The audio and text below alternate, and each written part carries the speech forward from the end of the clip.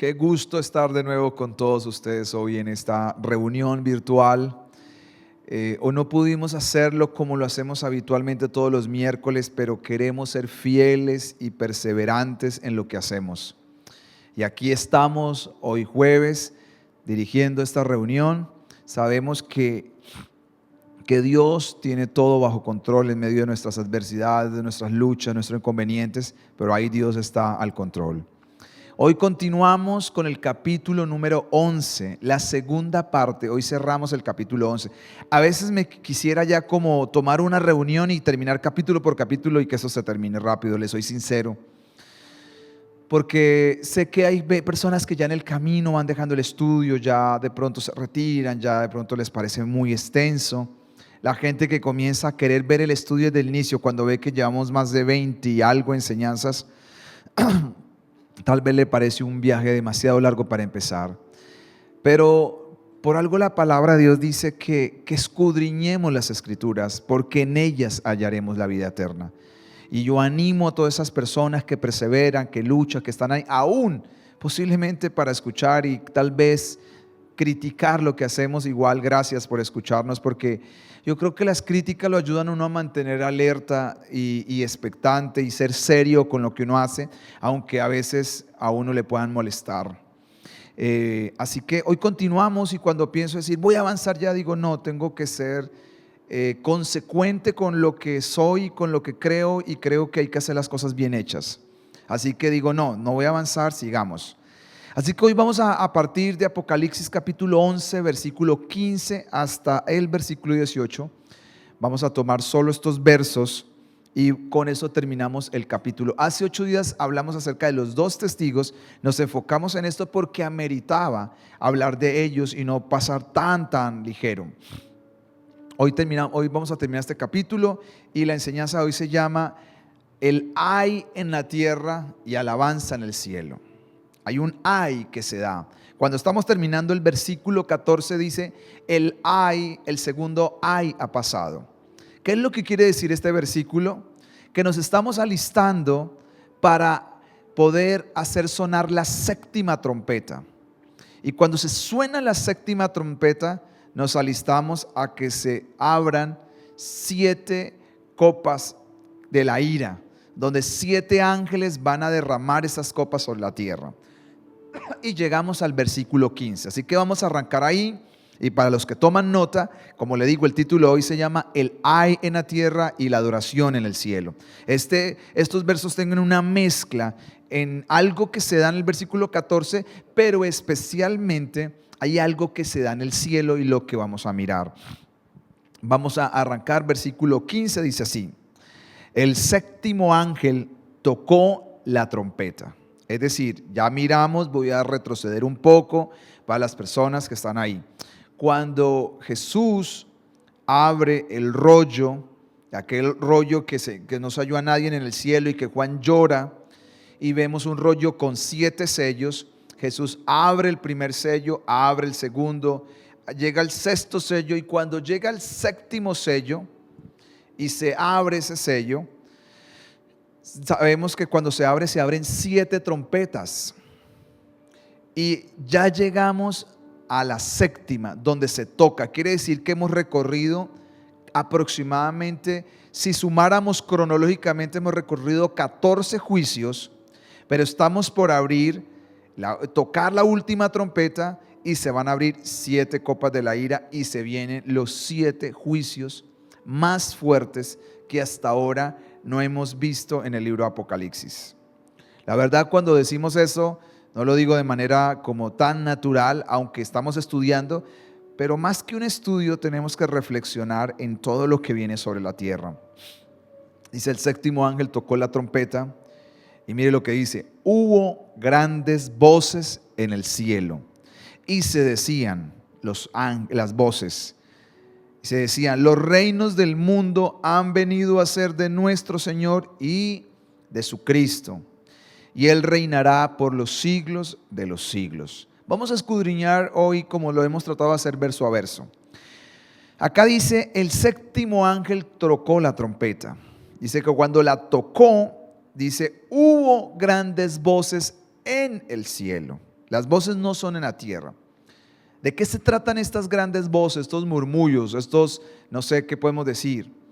Exactamente, cuando pienso en estas grandes voces, yo pienso que es una mezcla que se da ahí cuando el ángel la toca, porque se van a venir 7 juicios. Yo creo que lo que estamos viendo, lo que estas voces están hablando es anunciando lo que está por venirse en los próximos capítulos que estaremos estudiando, lo que viene más adelante.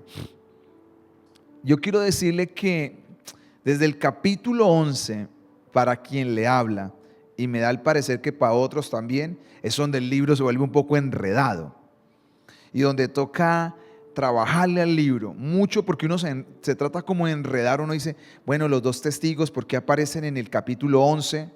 Y si los 2 testigos, como dijimos, 8 días, empiezan al inicio de la tribulación, deberían de estar por ahí en el capítulo 6 de Apocalipsis, y por qué están por allá en el capítulo 11, ¿no?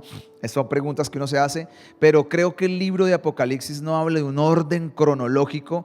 Hay una parte que sí es cronológica, los juicios, pero hay unas partes donde hemos hablado acerca de los paréntesis o interludios que hay. Entonces, ahora que estamos terminando el capítulo 11, si leemos el capítulo 12, tampoco es cronológico, ni el 13, ni el 14, ni el 15 son cronológicos. Es decir, están puestos en diferentes partes. Por ejemplo, el capítulo 12 nos habla acerca de la persecución a los hijos de Dios, a Israel. El capítulo 13 nos habla acerca de cómo surge el anticristo y el falso profeta. Pero uno dice, pero ¿cómo surge en el capítulo 13 si hablamos que el primer sello, el primer jinete blanco con un arco sin flechas, ese es el anticristo? Entonces, ¿por qué aparece acá? Entonces, ahí es donde uno se enrede, y aquí ya viene pues el estudio. Yo a usted le estoy dando, digamos, todo algo para que no le quede tan difícil después de leer este libro. De eso estamos haciendo.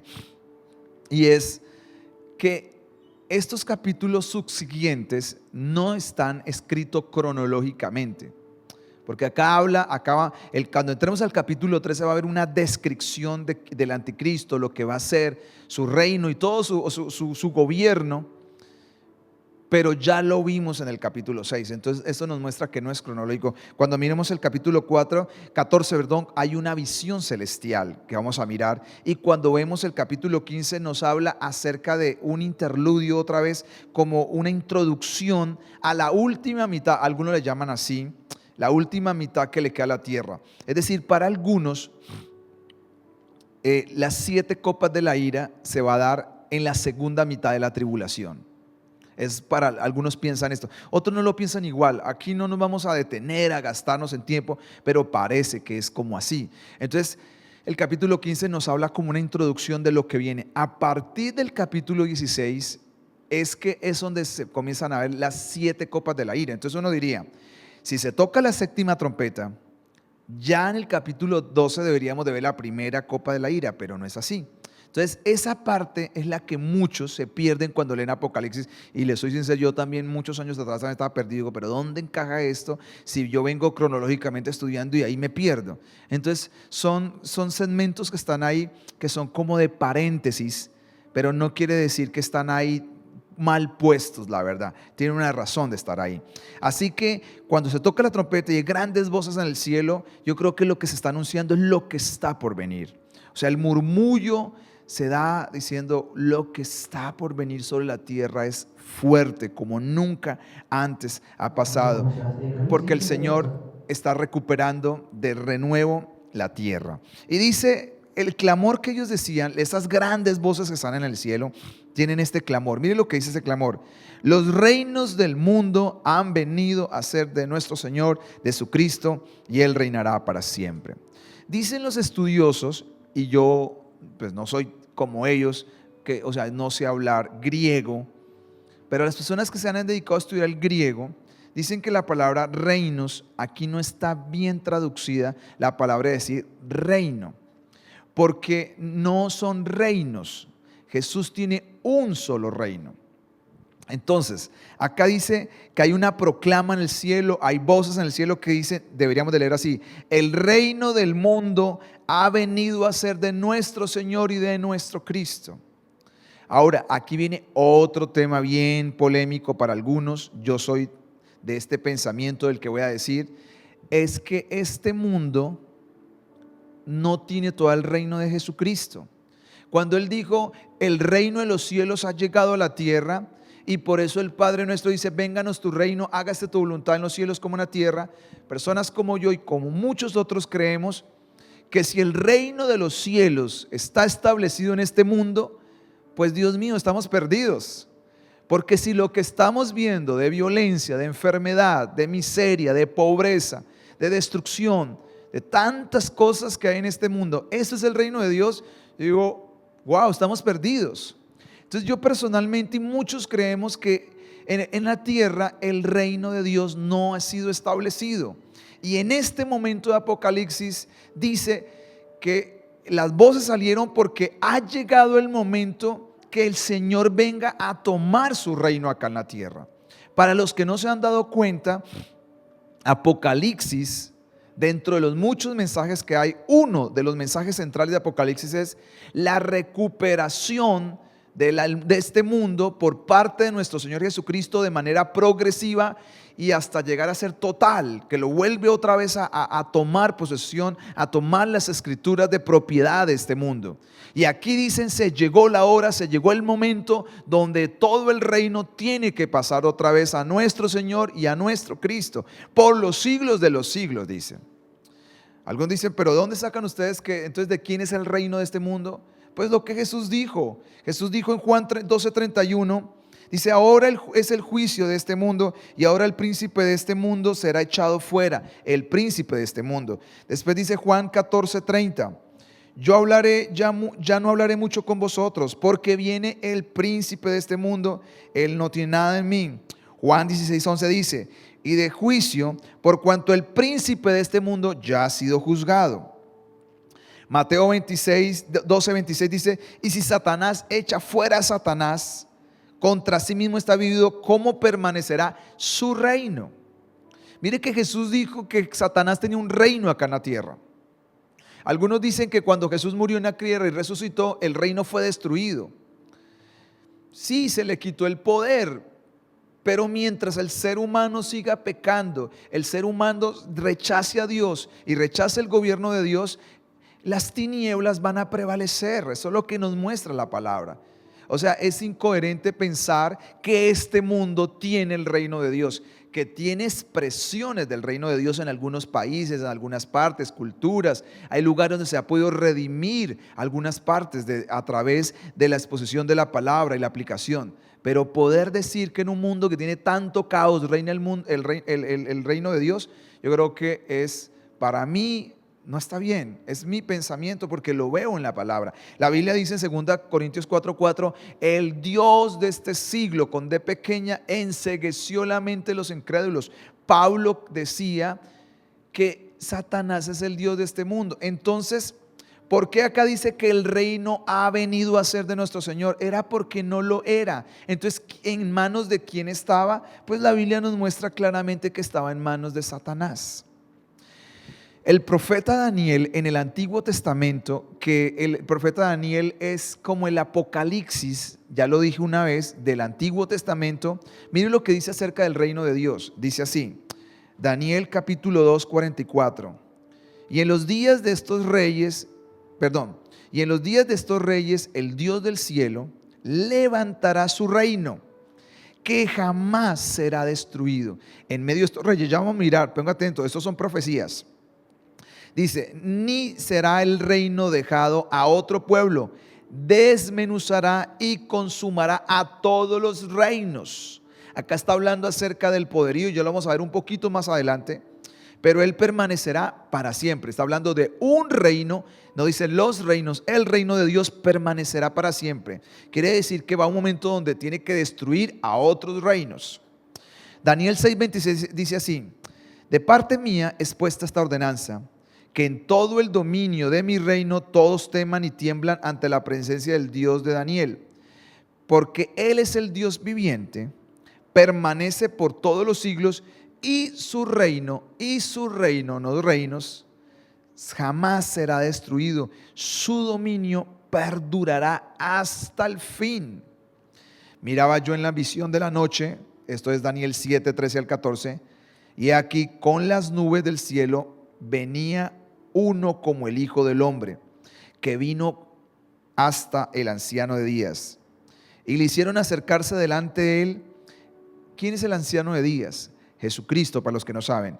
Y le fue dado dominio, gloria, reino, para que todos los pueblos, todas las naciones y lengua les sirvieran.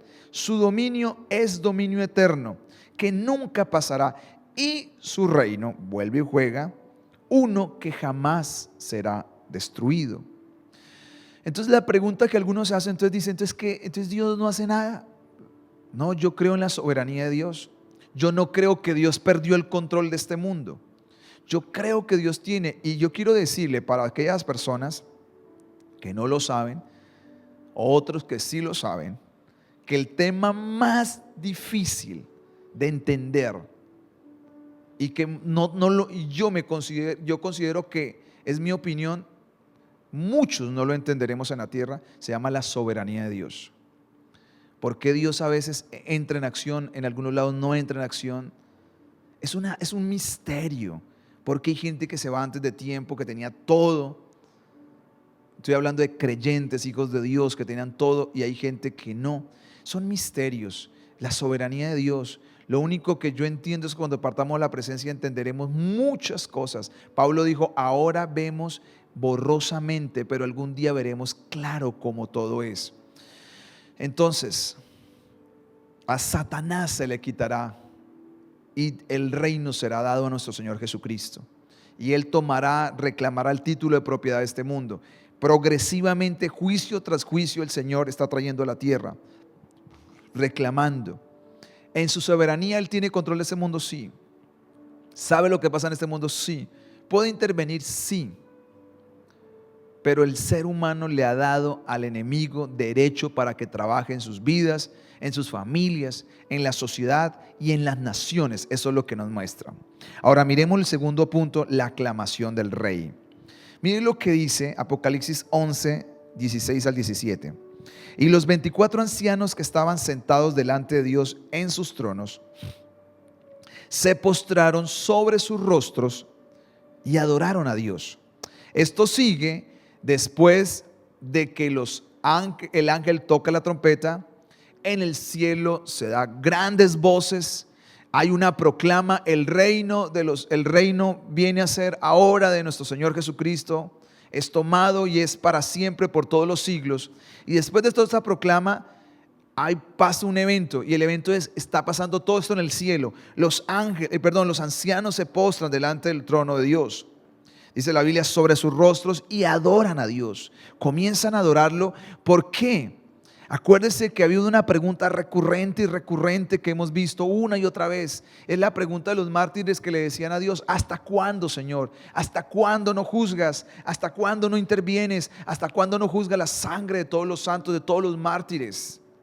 Y ellos adoran y se postran porque ahora el tiempo ya está más cerca. Ya se viene el último periodo, y por eso ellos adoran, porque saben, y dice algo especial diciendo, te damos gracias. ¿Sabe que esta adoración es bien especial? Te damos gracias. Por eso esta es una adoración. Los 24 ancianos, ya lo dijimos y seguimos creyendo, cada día me aferro más para aquellos que tienen otra visión diferente a la nuestra, que aquí estos 24 ancianos representan a la iglesia que ha sido arrebatada de la tierra, porque está agradecida por haberla sacado de la tierra, pero está agradecida también por dar respuesta a esas oraciones, porque mucha de esta gente ha sido cruel con los hijos de Dios. Y dice, Señor Dios Todopoderoso, el que eras, el que es y el que ha de venir. Acá hay otra corrección. Ahora, usted dirá, ¿entonces está mal escrita la Biblia? No, lo que pasa es que en la medida que se encontraron nuevas, como los rollos que se encontraron en la cueva de Qumran, en el Mar Muerto, se han encontrado cosas más precisas, y a veces en las traducciones, como hay traducciones de muchos años, a veces hay cositas que quedan ahí, digamos, mal traducidas, y muchas personas piensan que en el texto original dice el que eras y el que eres, y ya no aparece la palabra el que ha de venir. ¿Por qué?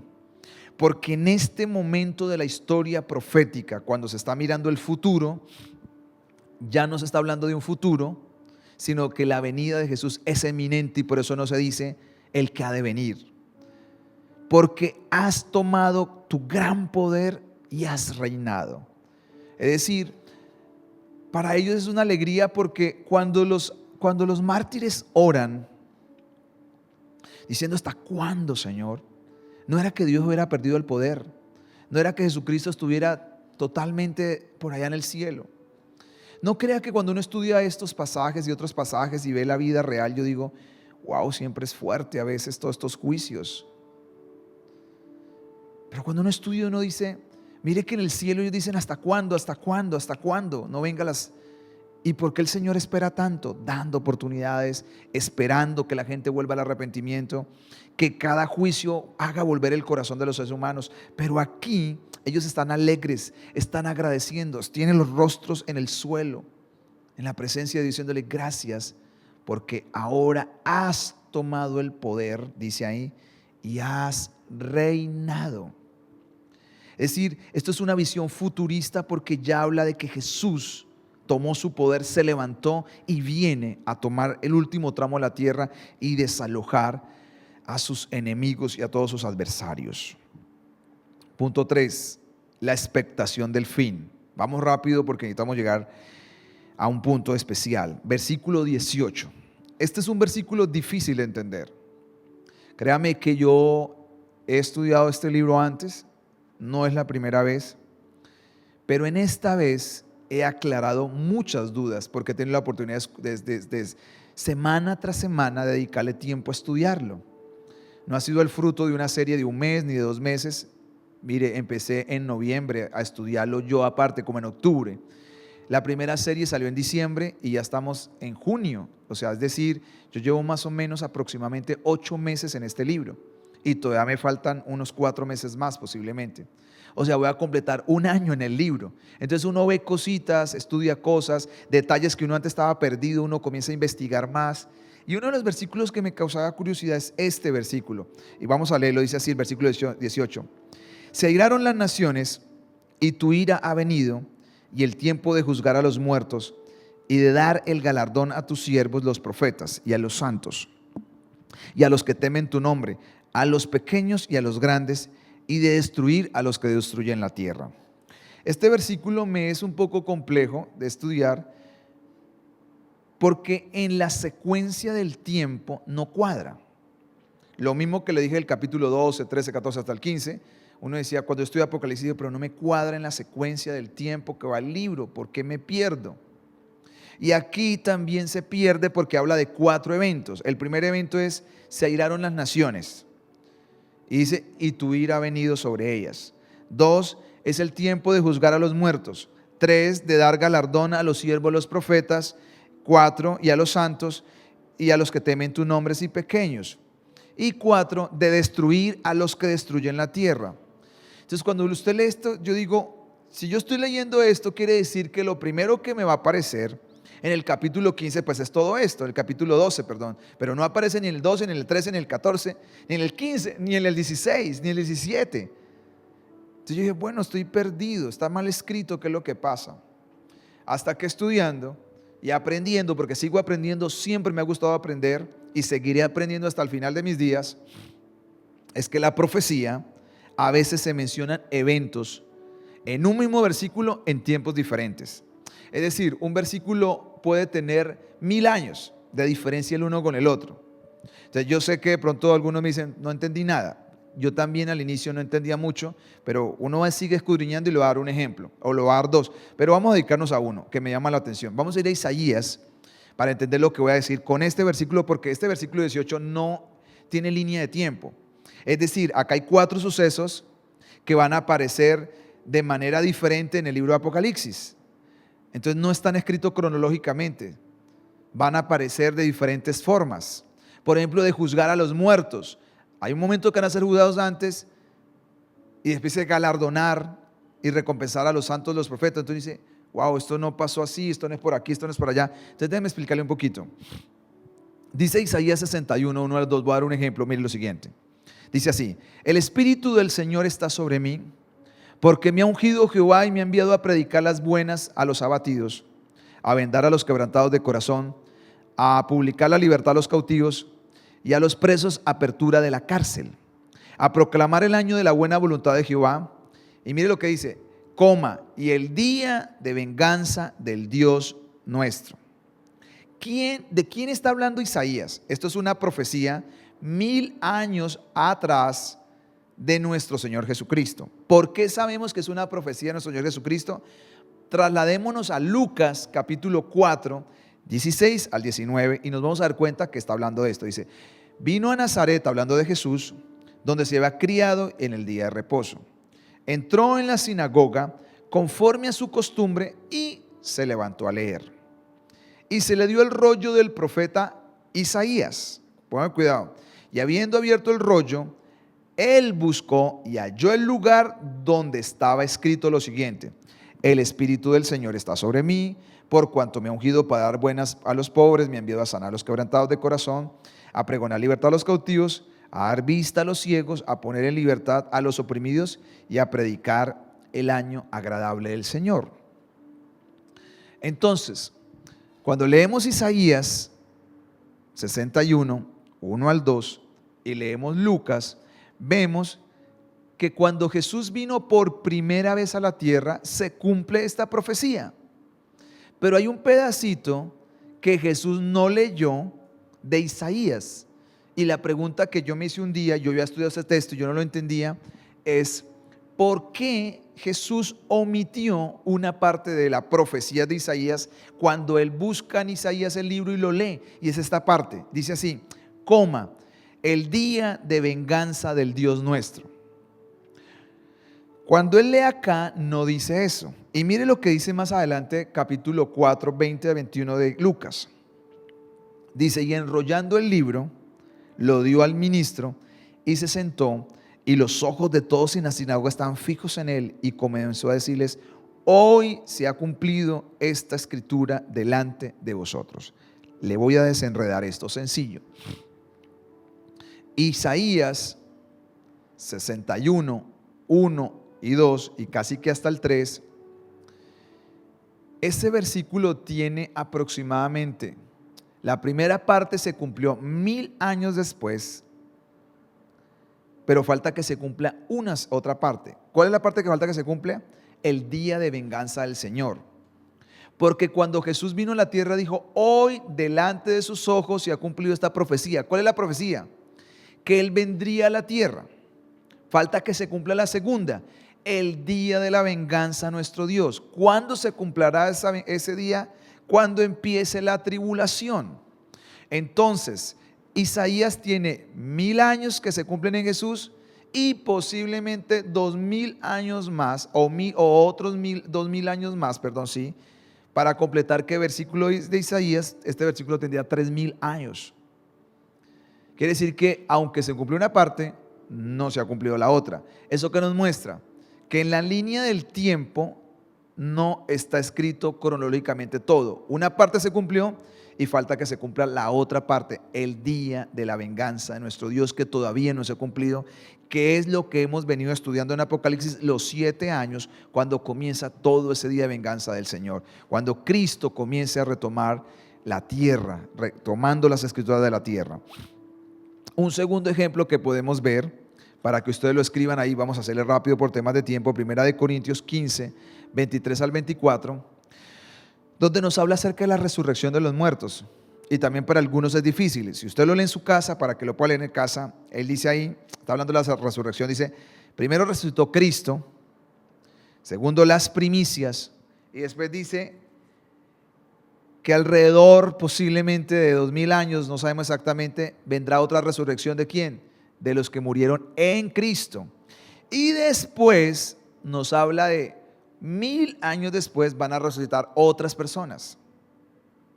Entonces el versículo del capítulo 15 de 21 al 23, del 23 al 24 de Corintios tiene varios tiempos. O sea, estamos hablando más o menos de que como 3000 años también. O sea, es decir, está uno lo lee y y uno está leyendo todo y parece que todo se va a ir derecho. No está o sea, no está cronológicamente. Se cumple una parte, se cumple otra y después se cumple la otra parte. Al final del milenio va a haber otra resurrección de otras personas. Entonces lo que quiero decir con esto es cuando estamos leyendo el versículo 18, para que no nos enredemos y no voy a enredarlo más, ese versículo no está escrito en una línea cronológica del tiempo, sino va a pasar en diferentes momentos, estos 4 sucesos. ¿Cuál es el primer suceso? Vamos rápidamente a mirar el primero. La ira de las naciones contra nuestro Dios. Dice la Biblia, y vamos a leer de nuevo el versículo, dice: se airaron las naciones, pero tu ira ha venido sobre ellas.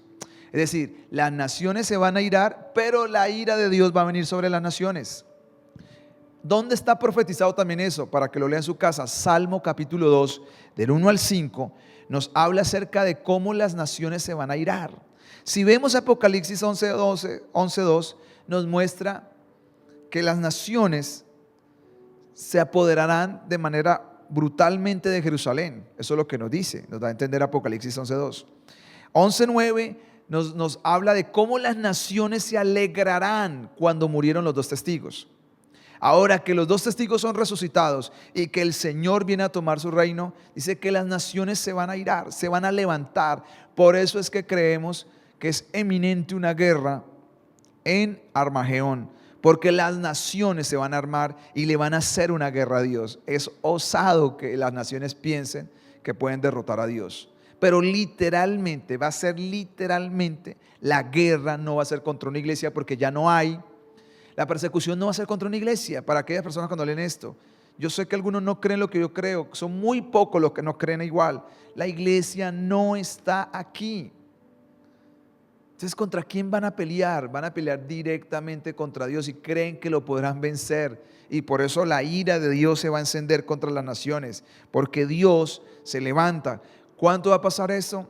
Cuando comenzamos todo este proceso, si usted sigue, pues vamos a aparecer más adelante en Apocalipsis, lo vamos a mirar, una guerra que se llama la guerra del Armagedón. Ya vamos a mirar un poquito de esa guerra, pues en el capítulo 17 más o menos, vamos a mirar acerca de esto. Quiere decir que es el evento que sigue, pero no sigue cronológicamente en el tiempo. Por eso el versículo, a veces uno esto, sino que en esos 3 años y medio van a pasar todos estos sucesos que estamos leyendo.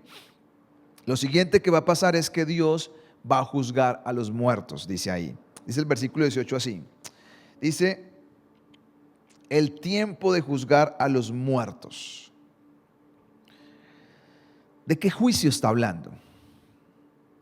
Esto es de las cosas, créame que un poquito enredadas, pero si tuviéramos algunas cosas gráficas serían más fáciles, pero voy a hacerlo de manera muy sencilla. El juicio tiene 2 partes.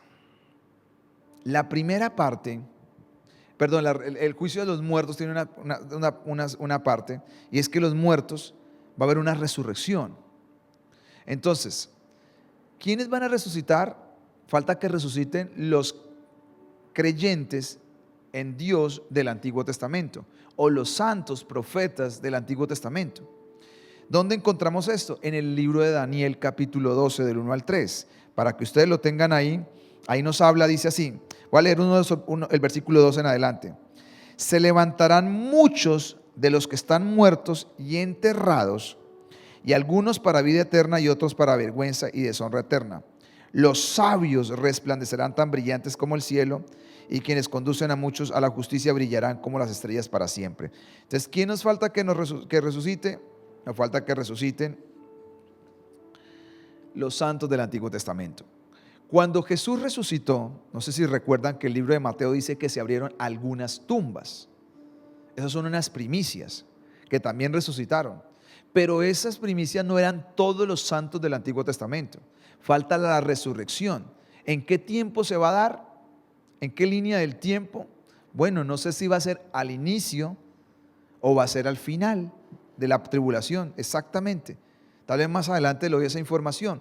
Pero lo que quiero decirle es que si hablamos de línea del tiempo, entonces, por eso le estoy diciendo, que le expliqué esta parte, se dan en diferentes momentos, no va de forma cronológica. Es decir, los santos puede que resuciten antes, en el inicio de la tribulación o al final de la tribulación. Lo segundo que vemos acerca de quiénes resucitan y quiénes serán juzgados, Pues es los que murieron en Cristo, que habla de Tesalonicenses, que es la iglesia raptada. Cuando la iglesia es arrebatada, dice que los muertos en Cristo también se levantarán. Son los segundos que van a resucitar. Y si los que hayan quedado vivos serán levantados. Los terceros que va a pasar, que van a resucitar, van a ser juzgados, son los santos de la tribulación. En Apocalipsis 24 nos habla de que todos los santos que murieron en tribulación también serán resucitados. Esa es la primera parte de este juicio sobre los muertos. Pero existe otra parte que es el juicio a los no creyentes, que es lo que llama el gran tribunal blanco. El gran juicio del trono blanco se llama así. Y está en Apocalipsis 20, del 15 al 17 aproximadamente. Nos habla acerca de que ese juicio, el que vaya a ese juicio ya no tiene manera de arrepentirse. Si toda persona que respire va a pasar, si no se arrepintió, rechazó a Dios, rechazó a Cristo, no quiso nada con Cristo, le espera también la resurrección, pero para condenación eterna. Es lo que dice la Biblia. Y ahí viene la tercera cosa que va a pasar. Dice aquí la tercera parte, lo que nos dice así, dice: y de dar el galardón a los siervos, los profetas, y a los santos, y a los que temen tu nombre, a los pequeños y a los grandes.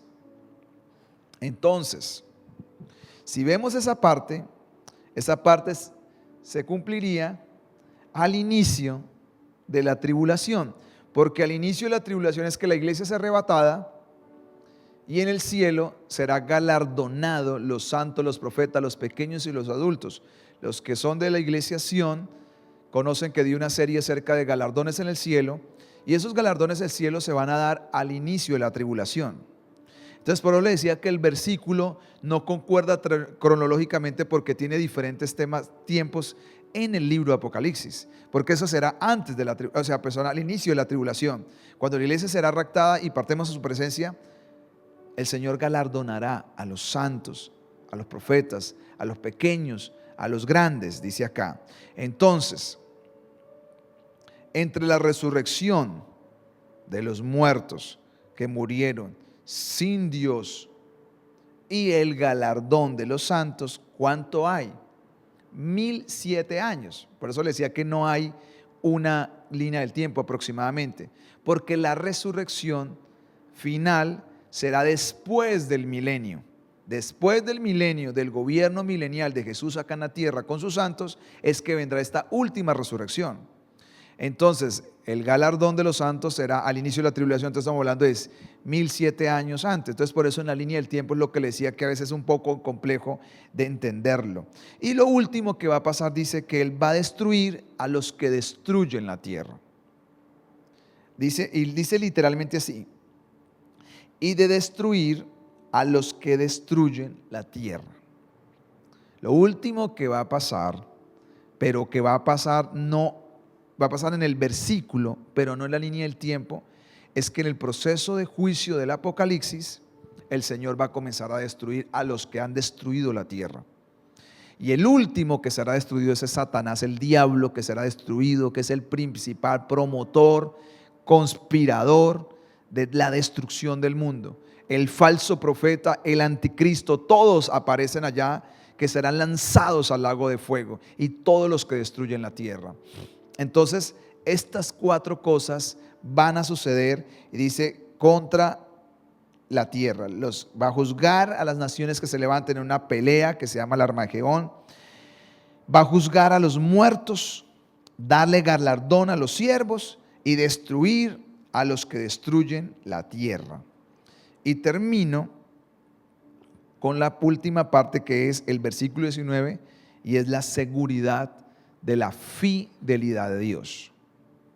Dice así Apocalipsis 11:19: y el templo de Dios fue abierto en el cielo, y el arca de su pacto se veía en el templo, y hubo relámpagos, voces, truenos y un terremoto y grande granizo. Cada día me convenzo más que la iglesia de Cristo no va a estar en la tierra, que estas figuras bíblicas, estos pasajes bíblicos nos muestran claramente que realmente el juicio es porque falta el último gran avivamiento sobre los judíos que van a estar en el periodo de la tribulación. Algunos no creerán, negarán, otros aceptarán su fe por lo que hemos visto, porque habrá un gran avivamiento. Ya hemos visto los 144,000 misioneros, ya hemos visto los 2 testigos predicando, aunque predicarán ahí en Jerusalén, predicarán para el mundo, pero especialmente el enfoque de estos 7 años es que los judíos tengan su gran último avivamiento y reconozcan a Jesús como el Mesías. Usted dirá, pastor, ¿qué tiene que ver eso con el versículo 19? Porque comenzamos a ver muchas figuras bíblicas que para la iglesia no son tan claras como lo son para el pueblo judío. Yo sé que nosotros somos una iglesia y las iglesias cristianas leemos el Antiguo y el Nuevo Testamento. Nosotros creemos en toda la Biblia como inspiración divina, pero también tenemos claridad que muchas cosas que se escribieron en el Antiguo Testamento las podemos aplicar para nosotros, pero fueron muy escritas específicamente para los judíos. Y los judíos tienen mayor entendimiento de algunas partes que nosotros, que no somos un pueblo judío. Somos judíos por adopción, pero no de nacimiento, no de cultura, ni mucho menos de espiritualidad hemos tenido. Nosotros tenemos otro tipo de cosas. Y este versículo es bien interesante y con eso terminamos esta noche. Este versículo es una muestra de la gracia de Dios. Son pequeñas, como yo siempre le digo, trazos, pinceladas de la bondad de Dios. Cuando digo pequeñas, no es que esté minimizándolas, porque en un libro que viene de juicio tras juicio, de muertes, de terremotos, de relámpagos, de tantas cosas, de copas de la ira, de trompetas, que aparezcan estos cuadros son muy especiales. Porque piensen esto. Si es así como algunos dicen en la línea del tiempo, llegamos a la segunda mitad de la gran tribulación, viene el gran día de la ira del Señor, donde se van a derramar un montón de juicios, donde ya hemos visto que hay problemas por todos los lados, ya han habido terremotos, aguas contaminadas, aguas para beber afectadas, hierba, sol, han caído meteoritos, un montón de cosas hemos visto. O sea, el hecho que estemos avanzando y no hemos visto juicios no quiere decir que la tierra no ha sido afectada. Un día me puse a ver un documental acerca de un huracán en Estados Unidos. ¿Cómo queda un huracán? ¿Cómo fue arrasado, inundado? La gente no había qué hacer, gente con temor, niños que no querían volver a su casa porque le daban miedo y una serie de cosas. Solamente algo que pasó, dígame todo lo que va a pasar en la tierra. Y en medio de toda esa situación, mártires y todas esas cosas, dice la Biblia, dice así: y el templo de Dios fue abierto en el cielo. No sé si usted ha notado que el libro de Apocalipsis es un libro de apertura. Habla acerca de se abrió el rollo, se abrió el cielo, se abrió el abismo. O sea, hay muchas veces que la palabra abrir, abrir, abrir, abrir. Y acá dice que se abrió el cielo. ¿Y se abrió para qué? Para los que están en la tierra puedan ver esto. ¿Y qué es lo que ven? Dice, y se abrió el cielo y el arca de su pacto se veía en el templo. Cuando uno lee esto y pasa de largo le parece algo normal.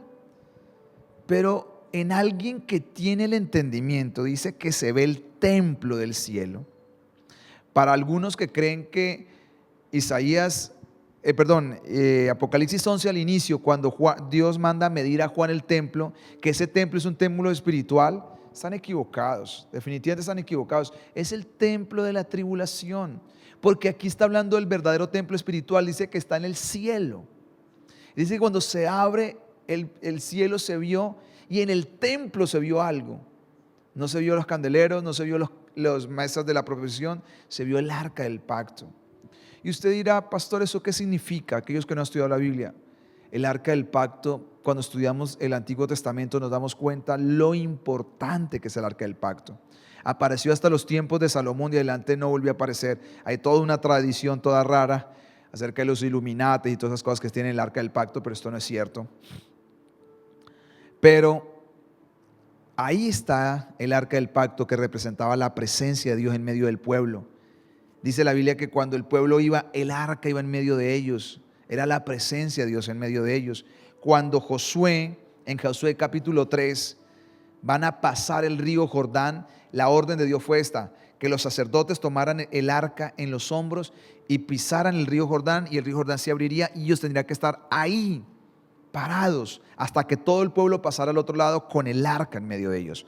Porque el arca representaba la presencia y el poder de Dios en medio del pueblo de Israel. Por eso más adelante la Biblia dice que David quiso volver a traer el arca.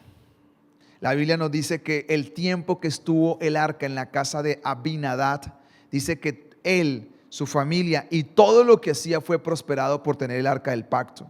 El arca del pacto era algo muy sagrado para Israel, que más adelante por la perversión, por el descuido espiritual en los tiempos de los jueces y en el último juez y profeta Samuel, vemos que el arca fue llevado a los filisteos y por haberla llevado se llenaron de tumores. El arca la metieron en el templo y Dagón amaneció sin cabeza, sin pies, sin manos y arrodillado ante el arca, porque el arca no era solamente un objeto, simbolizaba la presencia de Dios. Entonces piensen esto: están en la tribulación, pasando momentos duros, difíciles, ven el cielo abierto y ven el arca. ¿Qué hay en el arca? Míreme estos tres símbolos que hay en el arca. Piensen estos tres símbolos. Lo primero que viene en el arca, para que usted lo recuerde y lo tenga ahí para aquellas personas que tal vez no saben, es que están las tablas de la ley. Están las dos tablas de la ley. ¿Qué representa eso? ¿Qué representa esto para Israel? Las tablas de la ley es el símbolo de la ley de Dios. La ley de Dios que Dios le dio a Moisés en el monte. Entonces, el arca del pacto tiene la ley de Dios. Pero además de tener la ley de Dios, dice la Biblia que tenía maná, hablándonos acerca de la provisión de Dios, de la suficiencia de Dios. Pero además tenía la vara de Aarón que reverdeció, que a pesar de que ya está partida, si puedo decirlo así, está reverdecida, está verde. ¿De qué nos habla esto? De la vida de Dios. Entonces, cuando un judío piensa en el arca, piensa en la presencia de Dios, piensa en el poder de Dios, pero también piensa en lo que hay adentro, piensa en la ley de Dios, piensa en la suficiencia de Dios, la provisión de Dios en medio de cómo el maná fue suficiente para alimentarlos en el desierto y que no se murieran.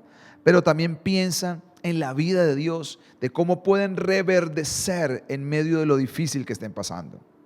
Entonces, por eso yo creo que ellos vean el templo abierto y el arca para todos los que están, no solamente para los judíos, pero para todos los que puedan ver esto en el cielo, es una señal de la gracia de Dios y la bondad de Dios, de decir que ¿qué nos recuerda esto?